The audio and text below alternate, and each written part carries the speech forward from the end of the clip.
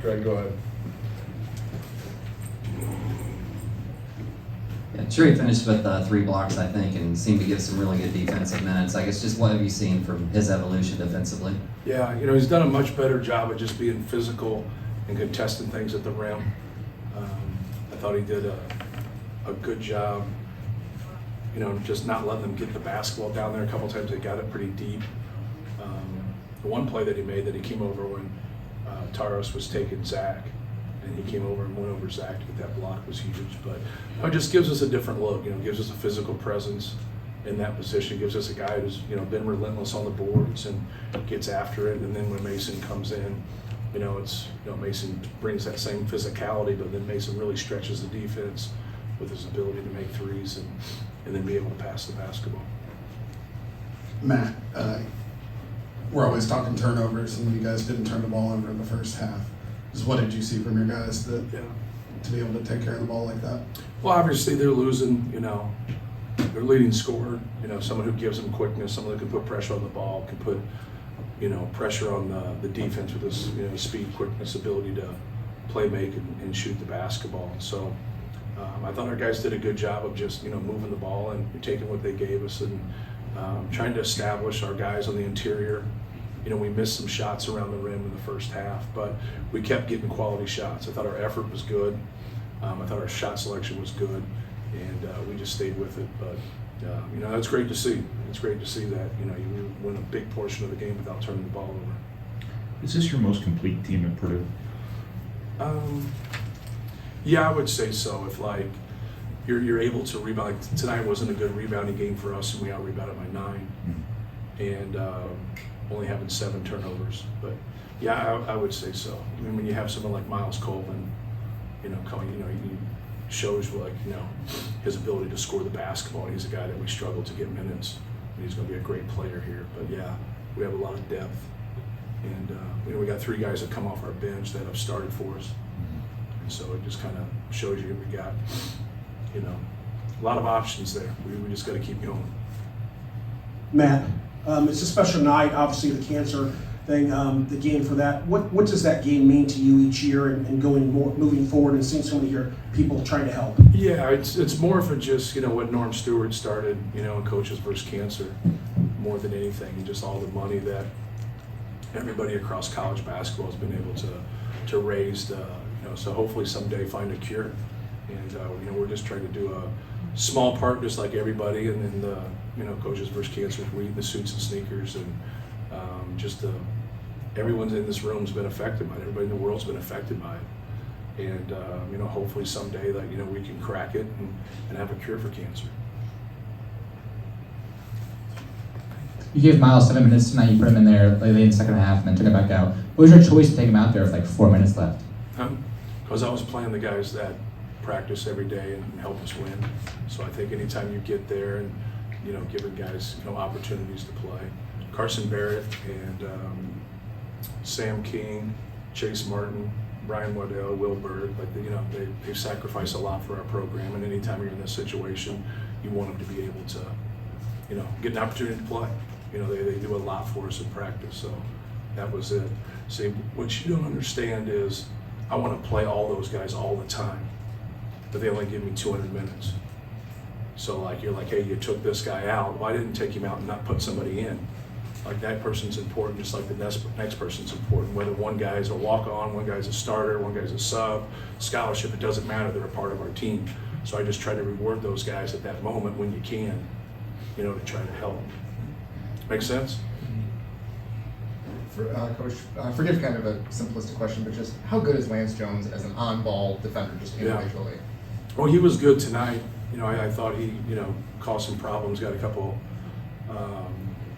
picks there at half court and really got the crowd into it, got some energy. But I also think he did a good job in the half court of staying into it and not fouling. Sometimes you can get a little over aggressive, but if you're going to send him to the free throw line, it's counterproductive. So I think, for him, he really helped us by, just putting pressure on that basketball and making it hard for those guys more than anything. But I thought that really sparked us. Those steals that he got, that really got us going. Matt, first 12 minutes, Zach doesn't score. You've leaned on him to carry you guys offensively. So what's it say about where your team is at right now that all those other guys kind of stepped up and carried Right. things offensively? Yeah, just, our ability to shoot the basketball and have balance, I think that's more than anything. Last year we did a really good job of generating good shots, but we weren't consistent shooters. And so like that, I think held us back a little bit, even though we had a lot of success. But, guys are picking their spots better and, just kind of taking what the defense gives them.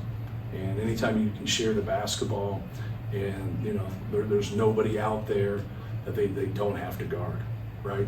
And so I think that piece of it with Zachary, really helps us and it helps us to grow. But it's also the maturity of our guys.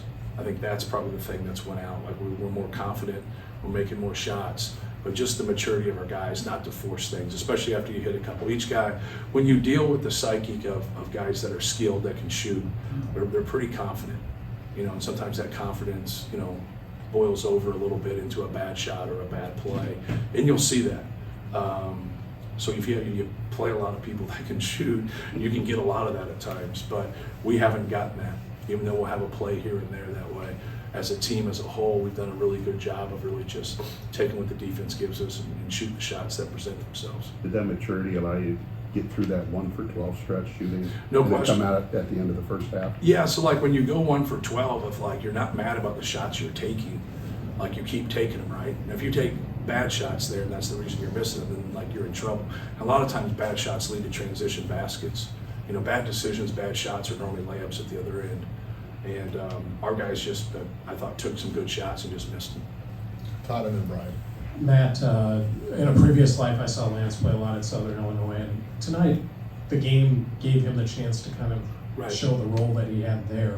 Right. Is the beauty of the portal kind of that? I know his role here is different. He's not going to be expected to do that every game, but the game, because he had a previous role, he can fall back on that. Right. How much does the portal kind of help you in terms of Yeah. getting players who can do things like that? Yeah, we haven't had multiple guys in a while, from a transfer standpoint. We had one last year, we had one this year. So it's those guys fitting in, not like half of our roster fitting in, which there's a lot of coaches out there that are doing that. I think that's a harder, puzzle to fix because it's half your puzzle, right?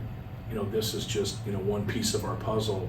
And that's what a lot of people don't sometimes grab is that, he went 7 for 16, but he organically got 16 shots. A lot of times people put that on the coach. We run a lot of stuff through Braden and ball screens. We run a lot of stuff through Zachary. And when you give them that high volume, it's those other guys playing off of them. And, Fletcher does a great job playing off of them. Trey Kaufman does. Mason Gillis does a fabulous job. And you want more, right? You want more of it. And so when it presents itself, that's when you got to be aggressive. He can drive the basketball. He got a switch a couple times tonight, and you just think, oh man, here comes a bad three. And then he just drove the basketball right by Taurus Reed and got a layup. That understanding of when you do have it. A lot of times when you have mismatches in those situations, especially on the perimeter, when you attack, you're normally going to attack for a teammate. Because now they know, hey, here's a mismatch. They're going to give a little bit more help. They're going to shrink their defense. Now you got to distribute. But he did a good job with that. But I don't think maybe one shot. I thought he took all good shots, and that's what he's got to do. He's just got to take what the defense gives him, and don't worry about that. You see that sometimes with our other guys. You'll see Braden have a high scoring game, and then he won't. And it's okay. It doesn't mean he didn't have a good game. And just keep doing all the things, the little things to help your team win. But no, Lance was more of a scorer because he needed to be there, and he needs to be here in particular times, particular games. You played some teams, this being one of them, that has a lot of big interchangeable wings. Yeah. Your guards obviously aren't all that big. Mm-hmm. When they get caught in switches and things like that, no one seems to be taking advantage of them to the extent that opponents probably would like. Are you getting what you need out of Braden and Fletcher and them from a defensive perspective? Yeah, I mean, Having you're to fight just, bigger guys? Or yeah, whatever? we veer off some ball screens. We do some different stuff. Terrence Williams is a big wing. He's played a lot of 4 for him, and now he plays the 3. So it's more of, post up and when shots go up on rebounds. Like I thought they were pretty physical tonight, and I thought, you know, a couple times we didn't match that physicality, and they got some offensive rebounds. They got 14, we got 14, but you'd like to see that number be lower, you know, for your opponent. But you know, just try your best. Don't foul people. You know, get in front of them. You know, knock it out, make it hard, make them throw it over the top, get a low help. The one time we did it in the first half, we just had to hold, and we didn't hold. They threw it to Taurus, and we have 2 guards dealing with him. He's just too big and strong. He just went right through him. Matt, you mentioned this wasn't a great rebounding game for you, but Caleb, I think, gives you 6. Trey gives you 6 or 7. Yeah. I know you had Travion and Zach on the same team, but Brian asked if this is the deepest team you've had. Is this the best rebounding team you've had? Probably, you know, because, you know, Zach is so consistent along there, and Trey Kaufman and Caleb and Mason, like their efforts that they give you. You know, Cam Heide would really help that if he played more. Cam Heide's a good rebounder. Yeah, he really helps. He really helps in that area with it. But yeah, it's that's why ball control is so important. Because if you can get to where we're out rebounding people, I think by 11 or 12 now. So if you can out rebound somebody by 12, then you can have fewer turnovers. Like, you know, you're stealing 15 possessions. Like, you know, like if you, and that's your average, right? It's like you can have games where it's higher, like we did the other night. How impressed were you with Brian Waddell's dunk? I saw it coming. Like yeah. So like when he gets ahead of steam like that, he's pretty athletic, pretty long, right there. But happy for him, man. It's hard, man. It's like, you know, he asked that question earlier. It's hard. I've never had this problem like this. It's a good problem to have. We have a lot of good players. Will Berg's a good player. Brian's a good player. Miles Colvin's a good player, like across the board.